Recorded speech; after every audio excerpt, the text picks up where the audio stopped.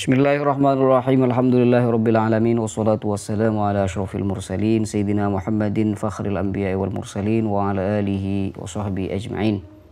Alhamdulillah, kita akan melanjutkan bacaan kitab Fiqhus Shiyam karangan Syekh Hasan Hittu ya. Ntar saya tulis dulu Fiqhus Shiyam.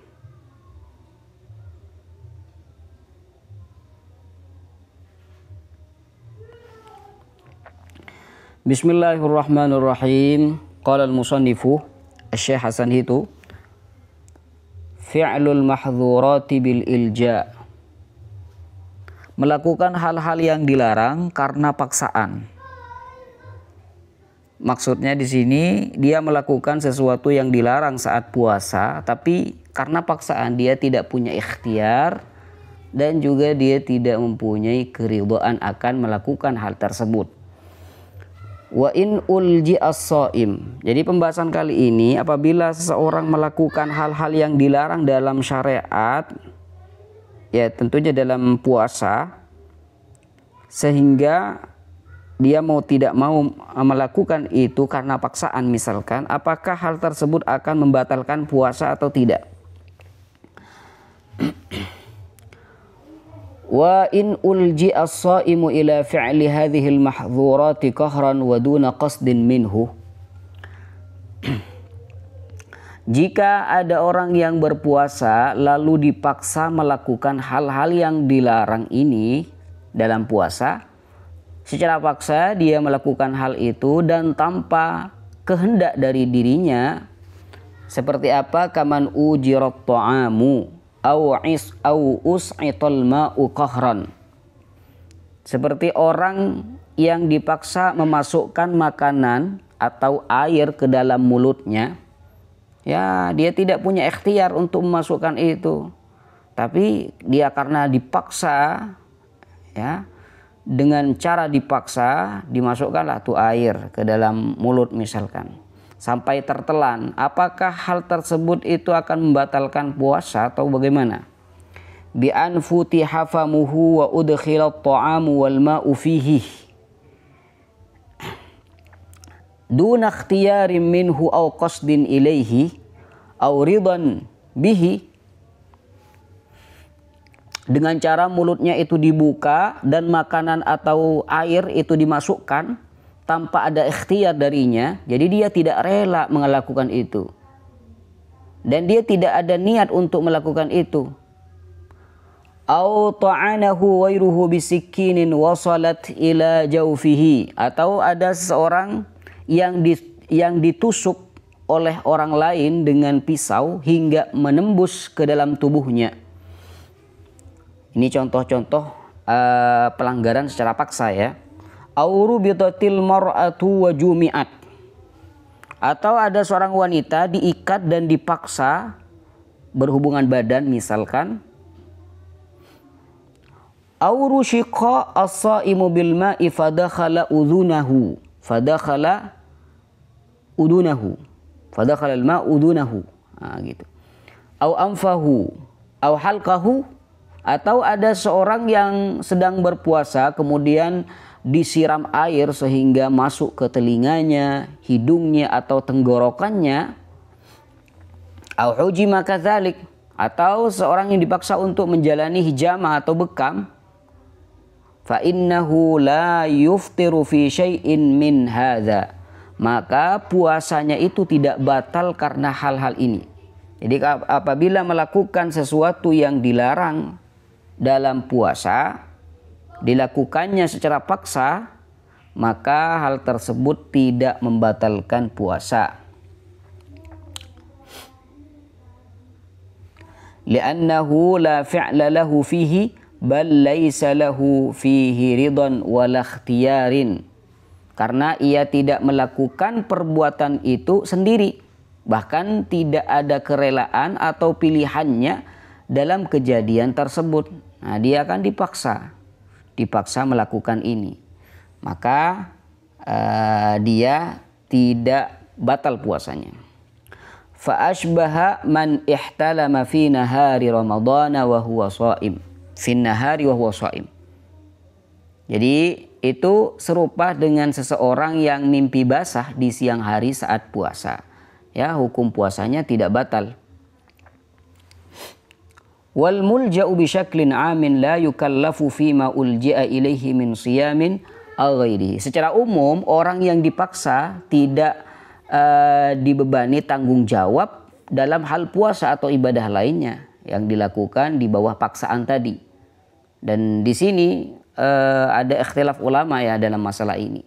Apakah orang yang dipaksa itu masih mukallaf atau tidak? Wa min hadzal qabil, demikian pula termasuk dalam kategori ini malau dakhala wubarut tariq. Malau dakhala wubarut tariq halqahu, jika debu jalanan masuk ke tenggorokannya, au dakhalahu ad-daqiqu wa ma syabahahu athna'a nakhlihi aw ajnihi, atau ada tepung dan sejenisnya masuk ke tenggorokannya saat ia menapis atau menguleni adonan, ya, masuk itu ada tepung yang masuk ke dalam tenggorokannya, au dakhalahu dzubabu athna'a kalamihi, atau ada lalat yang masuk ke tenggorokannya saat ia sedang berbicara, apakah itu semua membatalkan puasa? Apa kata beliau di sini? Fa innahu la yuftiru bi syai'in min hadza li'adami qasdihi fihi. Maka puasanya tidak dihukumi batal karena hal-hal ini dia melakukannya bukan dengan sengaja. Dia terpaksa melakukan itu. Tsumma qala al-musannifu fi'lul mahdhurati bil ikrah.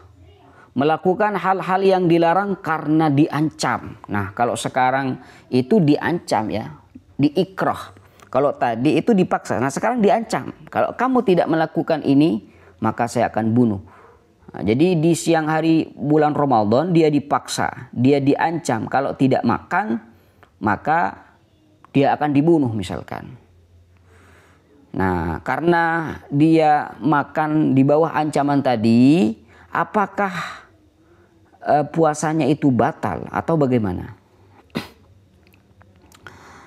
Wa amma law ukriha as-shaimu 'ala at-ta'ami aw asy-syarab.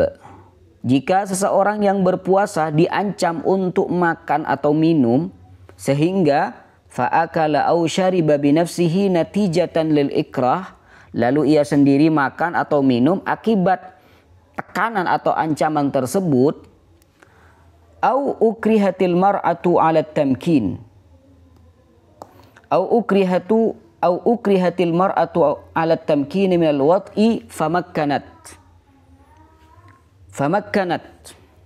atau ada seorang wanita yang diancam untuk melakukan hubungan badan lalu ia mengizinkannya karena tekanan tadi, karena ancaman tadi, apakah puasanya itu dihukumi batal atau bagaimana?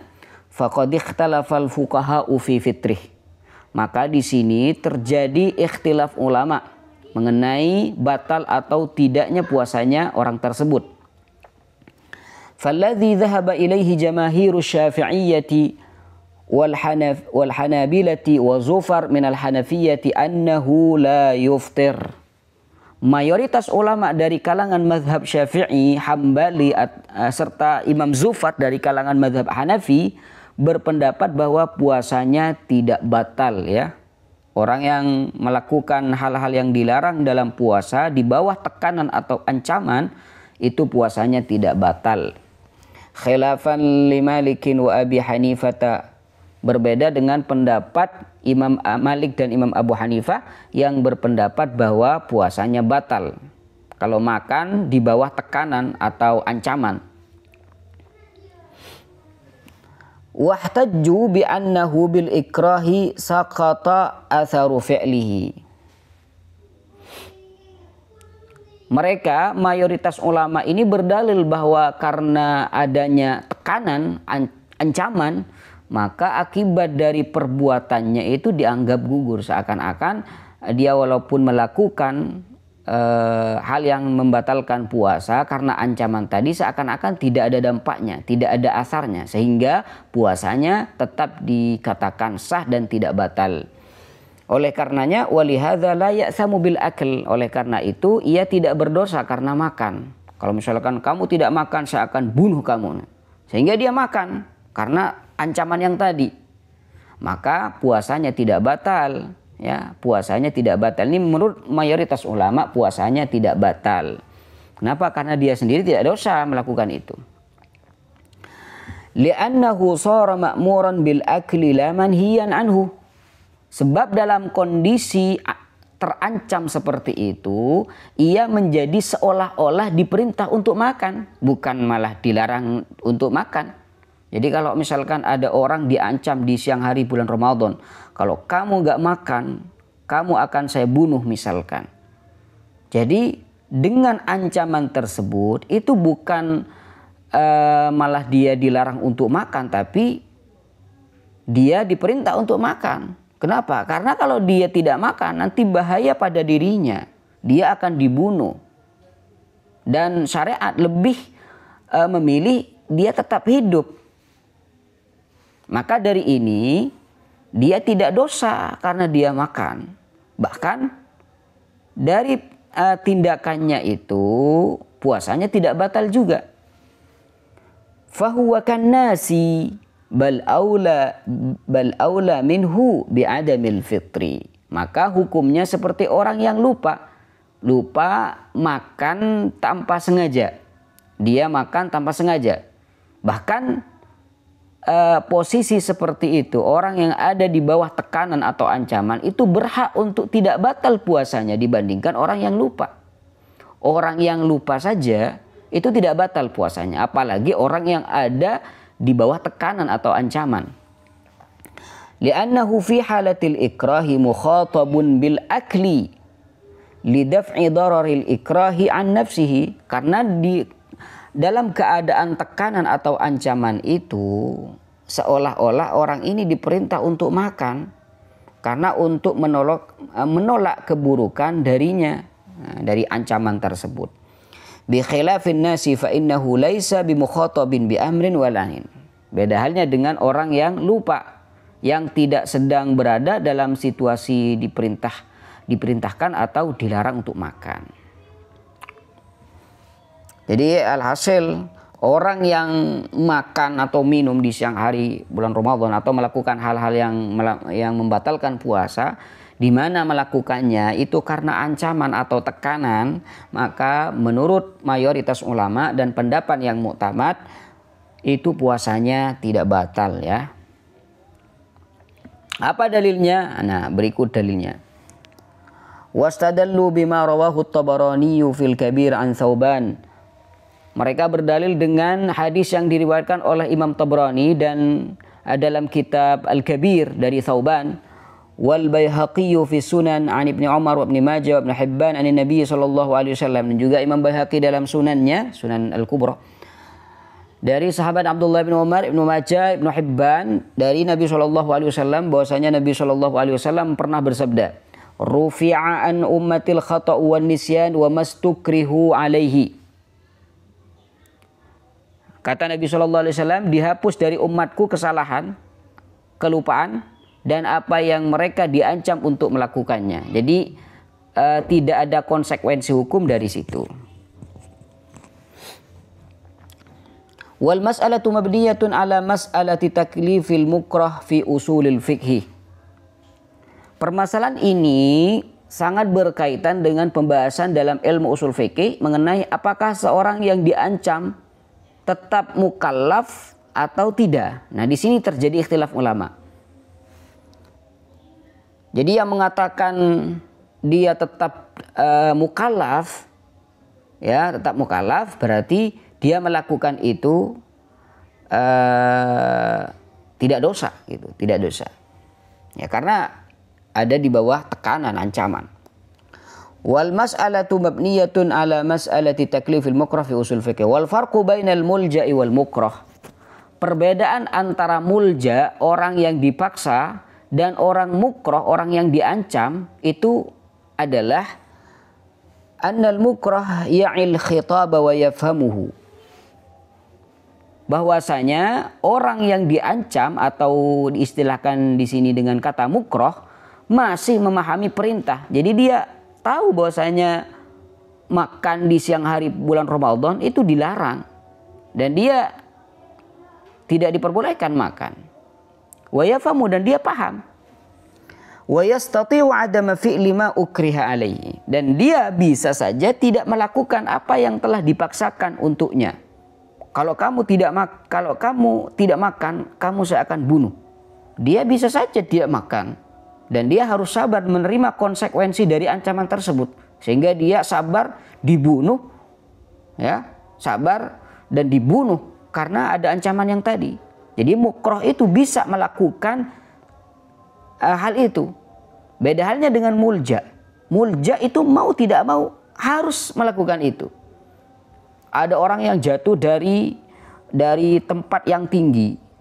Nah, kalau jatuh ke bawah pasti akan membunuh si fulan. Nah, dalam posisi dia jatuh, dia nggak punya ikhtiar. Ini saya mau bunuh orang yang ada di bawah atau tidak. Mau tidak mau dia harus jatuh pada orang yang ada di bawah. Dan dia seakan-akan tidak punya ikhtiar lagi. Beda halnya dengan mukrah.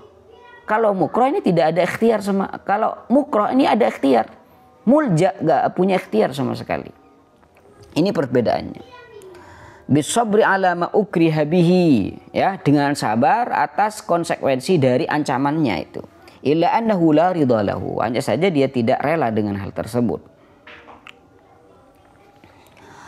Fal ikrah yuskitur ridha, maka kondisi terpaksa atau terancam ini seakan-akan yuskitur ridha, menjatuhkan kerelaan dalam hati. Lakinnahu la yuskitul ikhtiyar, tapi dia tidak menjatuhkan ikhtiar. Jadi orang yang mukrah atau diancam itu masih ada ikhtiar dalam hati. Ammal mulja, adapun orang yang terpaksa. Kalau yang tadi itu diancam mukrah, kalau sekarang itu orang yang terpaksa, dipaksa untuk melakukan sesuatu. Fa innahu yadril khitaba wa yafhamuhu, dia tahu akan khitab dan dia paham. Illa annahu la tabqa lahu ba'dal ilja'i qudratun wa la ikhtiyarun. Namun setelah dipaksa secara mutlak tadi atau mulja ini, ia tidak lagi memiliki kemampuan atau pilihan. Nah, contoh kecilnya mulja ini, ada orang jatuh dari tempat yang tinggi gitu. Nah, dan di bawah ini ada orang. Kalau dia jatuh ke bawah pasti akan membunuh orang ini. Jadi dalam posisi dia sedang jatuh, dia namanya mulja, ya. Dia tahu bahwasanya di bawah itu ada orang. Kalau saya terus jatuh ke bawah, ini akan membunuh orang yang ada di bawah. Tapi orang ini yang sedang jatuh sekarang ini tidak mempunyai ikhtiar sama sekali. Oh, saya ini belok kanan atau belok kiri. Oh, saya tidak akan bunuh orang yang ada di bawah. Mau tidak mau dia harus jatuh. Nah, ini namanya mulja. Orang yang tidak mempunyai ikhtiar sama sekali, tapi dia paham bahwasanya di bawah itu ada orang.